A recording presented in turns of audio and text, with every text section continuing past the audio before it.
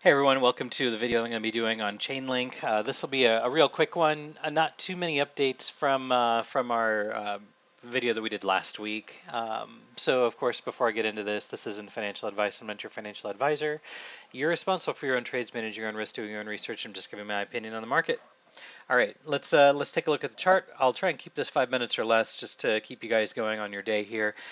So we've been keeping an eye on this count basically through the duration of 2020. Taking a look at this, potentially seeing ourselves completing 5 waves up into the 1.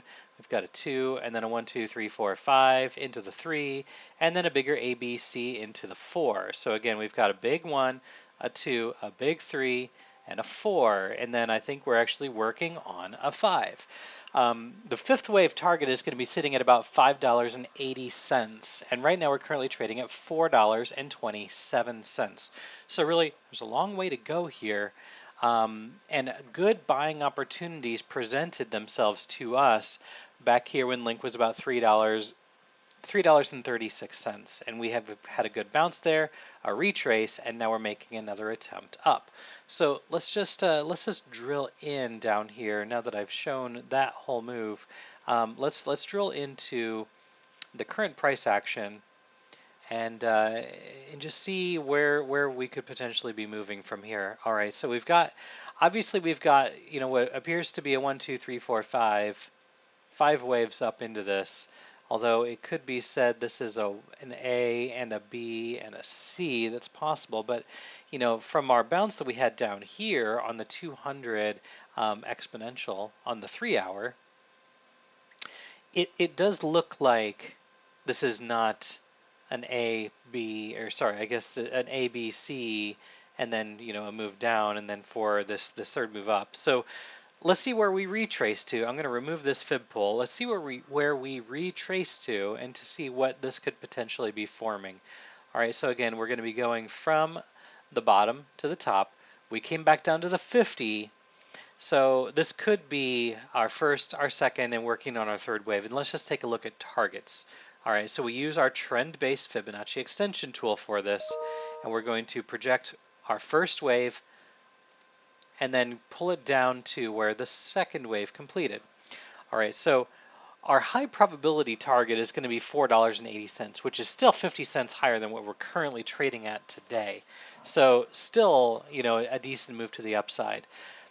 If we're able to get all the way up here to $5.40, what that means is this target up here at $5.80 is much more likely to happen.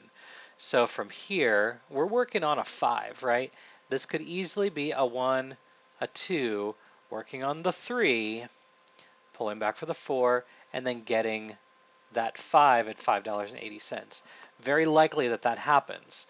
I think this would fall very nicely with how Bitcoin is shaping up.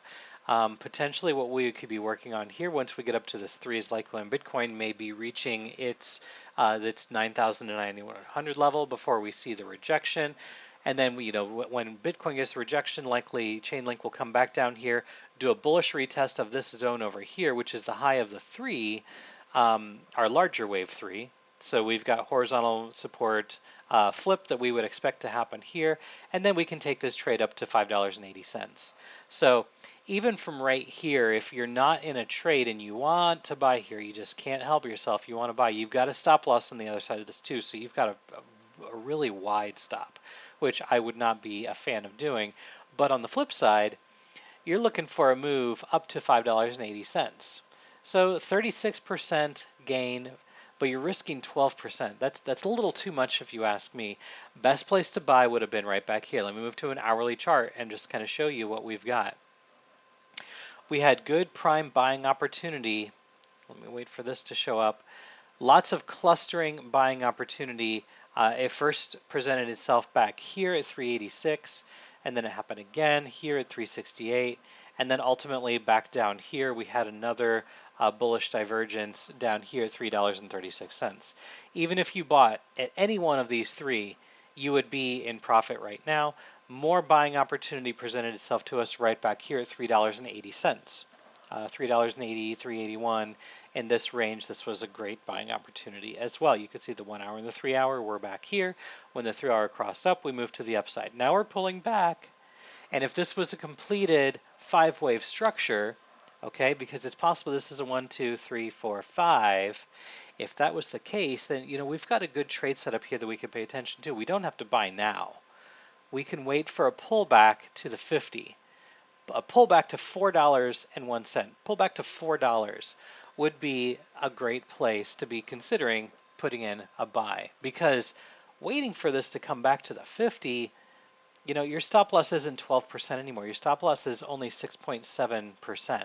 And, maybe you take the stop loss back at about 71.3% to reduce your risk a little bit more.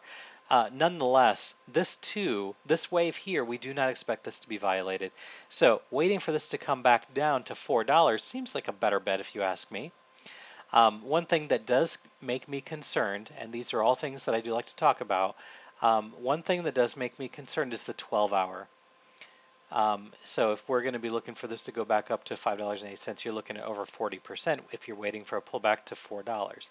What has me concerned is the 12-hour. We are almost to the point where the 12-hour, the 1 hour, and the 3 hour are all in overbought conditions. So that is the only thing that has me concerned right now.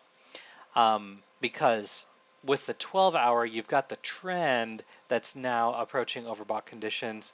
So it is very possible that this thing only makes its way up to about $4.40, $4.80. These are levels that I would be concerned with. If we make our way up to $4.80, that would be basically a triple top, and that's not something that we do want to see. Ultimately, pull back to $4, then if we can make another push up here, very likely that will get us up to, at least $4.80. If we push past $4.80 and we start making our way up here to these targets, which are going to be up here at $5.40, then I think that we have potential for a support resistance flip at $4.80 to make our way up to $5.80. But right now, the chart looks bullish, but I have to keep an eye on the technicals that I trust. And right now, the technicals are telling me we are getting close to being overbought. So it is very possible that this is, the start of a larger correction, in which case this 3 could potentially be a 5, or this could actually have been the 5 right here, and we just had a truncation. And now we're just creating a 1, a 2, and then we're working on an A, B, C. Let's see here, A, B, C. So yeah, we'll see. We'll see how this goes. If this is a 1, 2, and then now we're working on the 3, this still remains to be seen. I've kind of given my bullish scenario. The bearish scenario makes us, takes us much, much lower.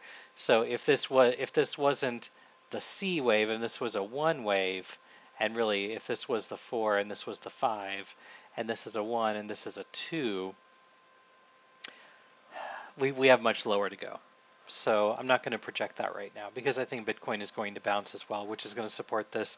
Chainlink versus Bitcoin has been pretty bullish here recently, so very easily this thing could kick to the upside, and the bullish case scenario would be valid. But definitely stop loss on the bottom of this pivot at $3.75.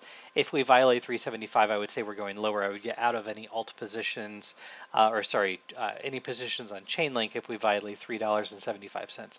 As long as we stay above that, I would say the bull case is still valid. I think we can still make that move to the upside.